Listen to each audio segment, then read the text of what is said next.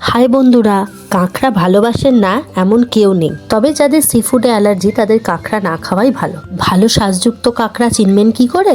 মেয়ে কাঁকড়ার পেছনের অংশটা একটু মোটা মতন ত্রিভুজাকৃতির হয় আর ছেলেদের লম্বাটে। মেয়ে কাঁকড়ায় সবচেয়ে বেশি শ্বাস থাকে আর সুস্বাদু হয়। তাই যখনই বাজার থেকে কাঁকড়া কিনবেন মেয়ে কাঁকড়া দেখে কিনবেন। তবে কাঁকড়ার ইতিহাস অন্য সব প্রাণীর থেকে একটু অন্যরকম। নাল কাঁকড়া প্রায় 445 মিলিয়ন বছর ধরে পৃথিবীতে বিচরণ করছে। এদেরকে জীবন্ত ফসলসও বলা হয়। এদের রক্তের রং নীল হয়। এদের রক্তে বিশেষ ধরনের প্রোটিন থাকে যা ব্যাকটেরিয়া সংক্রমণে রোধ করে। কাঁকড়ার বিভিন্ন আকার, আকৃতি ও বাসস্থান রয়েছে। যেমন সমুদ্রের গভীর থেকে শুরু করে সৈকত, এমনকি মিষ্টি জলের কাঁকড়াও বাস করে। তবে বিভিন্ন দেশে কাঁকড়ার রান্না বিভিন্ন রকমের। চীনে কাঁকড়া বাষ্পে সেদ্ধ করে বা ভাজা করে বা স্যুপে ব্যবহার করা হয়। জাপানে সুশি বা স্যাসিমি বা অন্য জাপানি খাবারে কাঁকড়া ব্যবহার করা হয়। ফ্রান্সে কাঁকড়া বাইবে নামক একটি মৎস্য স্যুপে ব্যবহার করা হয়। তবে আমাদের বাঙালি মতে দুপুরে গরম ভাতে আলু দিয়ে কাঁকড়ার মাখো মাখো ঝাল, তার স্বাদকে অন্য কোনো রান্না টেক্কা দিতে পারবে না। তবে বাজারে এখন কাঁকড়া খুব একটা সহজলভ্য নয়। দামেও কাঁকড়া বেশ চড়া, কিন্তু মাঝে মধ্যে স্বাদ বদলানোর জন্য খাওয়াই যায়। বেশ, বাজার থেকে কাঁকড়া এনে এইভাবে রান্না করে ফেলুন। ভিডিওটি ভালো লাগলে লাইক করবেন, subscribe my channel. Thank you for watching. Tata.